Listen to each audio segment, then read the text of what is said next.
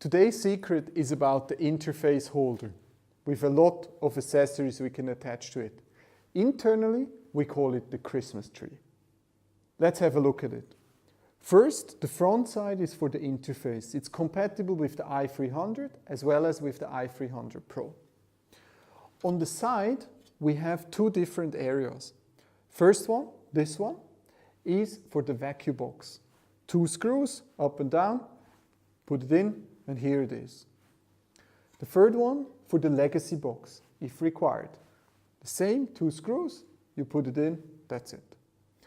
Last but not least, we've added a new feature, this one.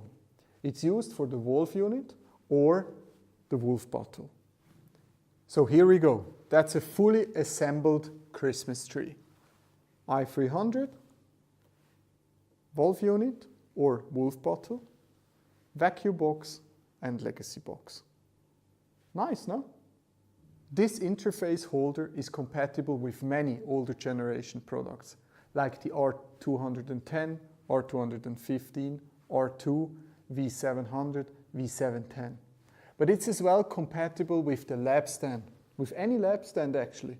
So you can place this interface holder on any standard lab stand and just use this with the valve unit as for controlling your vacuum, for example.